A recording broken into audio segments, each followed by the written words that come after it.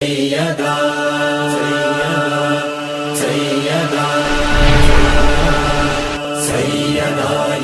السلام علیکم دوستو، خیر مقدم ہے آپ کا فدا نامے میں۔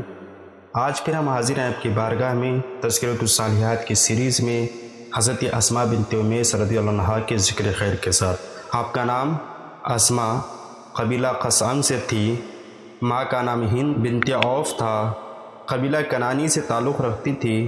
اسی بنا پر میمونہ اور اسماء اخیافی بہنیں تھیں۔ آپ کا نکاح حضرت جعفر طیار سے ہوا جو حضرت علی رضی اللہ عنہ کے بڑے بھائی تھے۔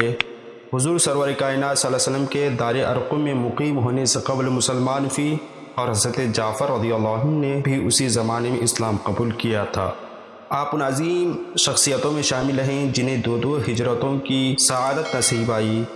آپ نے حبشہ کی جانب ہجرت کی اور کئی سال تک وہاں مقیم رہے۔ سن 7 ہجری میں جب خیبر فتح ہوا تو مدینہ آئیں اور حضرت حفصہ رضی اللہ عنہا کے گھر گئیں تو حضرت عمر فاروق بھی آ گئے۔ پوچھا کہ یہ کون ہے؟ جواب ملا اسماء۔ بولے وہ حبش والی، وہ سمند والی؟ اسماء نے کہا ہاں وہی۔ عمر نے کہا ہم کو تم پر فضیلت ہے اس لیے کہ ہم مہاجر ہیں۔ اسماء کو یہ فقرہ سن کر غصہ آیا، بولی کبھی نہیں، تم حضور سرور کائنات صلی اللہ علیہ وسلم کے ساتھ تھے، آپ حکم کو کھلاتے اور جاہلوں کو پڑھاتے تھے، لیکن ہماری حالت بالکل جدا نہ تھی۔ ہم نہایت دور دراز مقام میں صرف خدا اور رسول کی خوش ندی کے لیے پڑے رہے اور بڑی بڑی تکلیفیں اٹھائی۔ حضور سرور کائنات صلی اللہ علیہ وسلم مکان پر تشریف لائے۔ حضور سرور کائنات صلی اللہ علیہ وسلم مکان پر تشریف لائے تو انہوں نے سارا قصہ بیان کیا۔ ارشاد ہوا انہوں نے 1 ہجرت کی ہے اور اسماء تم نے 2 ہجرتیں کی ہیں، اس لیے تم کو زیادہ فضیلت ہے۔ حضرت اسماء اور دوسرے مہاجرین کو اس سے اس درجہ مسرت ہوئی کہ دنیا کی تمام فضیلتیں، دنیا کی تمام نعمتیں ہیچ معلوم ہوتی تھی۔ مہاجرین حبشہ جوق در جوق حضرت اسماء کے پاس آتے اور یہ واقعہ دریافت کرتے۔ سن 5 ہجری میں غزوہ موطا میں حضرت جعفر بن طیار شہادت پائے۔ حضور سرور کائنات صلی اللہ علیہ وسلم کو خبر ہوئی تو حضرت اسماء فرماتی ہیں کہ میں حضور صلی اللہ علیہ وسلم کی خدمت میں حاضر ہوئی، دیکھا کہ نبی کریم صلی اللہ علیہ وسلم آپ دیدہ تھے۔ میں نے عرض کیا یا رسول اللہ آپ غمگین کیوں ہیں؟ کیا جعفر کے متعلق کوئی اطلاع آئی ہے؟ حضور سرور کائنات صلی اللہ علیہ وسلم نے ارشاد فرمایا ہاں وہ شہید ہو گئے ہیں۔ بچوں کو نہلا دھلا کر ہمراہ لے گئی تھی۔ حضور سرور کائنات صلی اللہ علیہ وسلم نے بچوں کو اپنے پاس بلایا اور میں چیخ اٹھی۔ حضور سرور کائنات صلی اللہ علیہ وسلم اپنے اہل بیت کے پاس تشریف لے گئے اور فرمایا جعفر کے بچوں کے لیے کھانا پکاؤ کیونکہ وہ رنج و غم میں مصروف۔ اس کے بعد مسجد میں جا کر غمزدہ بیٹھے اور اس خبر کا اعلان کیا۔ اسی حالت میں ایک شخص نے آ کر عرض کی یا رسول اللہ جعفر کی مستورات ماتم کر رہی ہیں اور رو رہی ہیں۔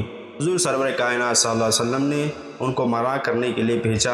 وہ گئے اور واپس آ کر کہا میں نے منع کیا لیکن وہ باز نہیں آتی۔ حضور سرور کائنات صلی اللہ علیہ وسلم نے دوبارہ بھیجا، وہ دوبارہ گئے اور واپس آ کر عرض کی ہم لوگوں کی نہیں چلتی۔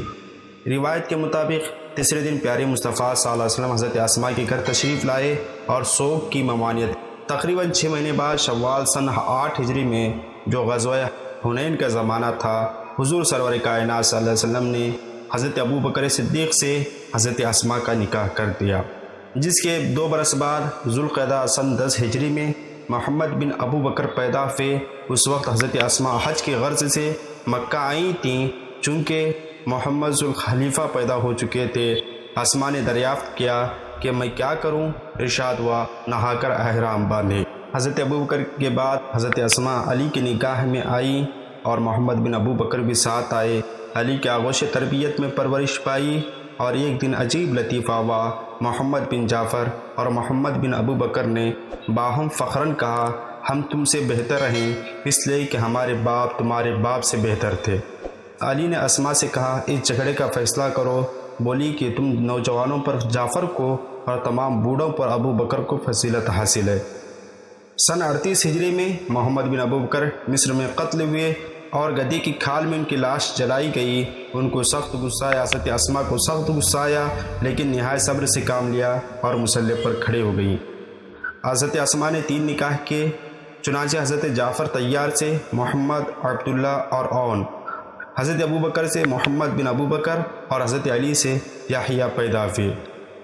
حضرت اسماء سے 60 حدیثیں مروی ہیں جن کے راویوں کے نام کچھ یوں ہیں: عمر، ابو موسیٰ اشعری، عبداللہ بن جعفر، ابن عباس، قاسم بن محمد، عبداللہ بن شداد بن الحاد، عروہ بن مسیب، ام عون بنت محمد بن جعفر، فاطمہ بنت علی، ابو یزید مدنی۔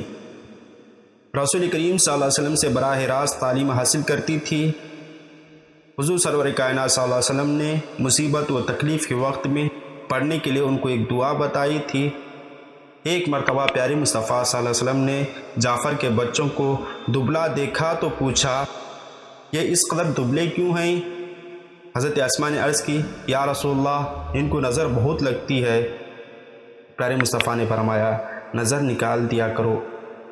نظر نکالنے کے حوالے سے پیارے مصطفیٰ صلی اللہ علیہ وسلم کی بارگاہ میں ایک عمل سنائیں تو پیارے مصطفیٰ نے فرمایا، ہاں یہ صحیح ہے۔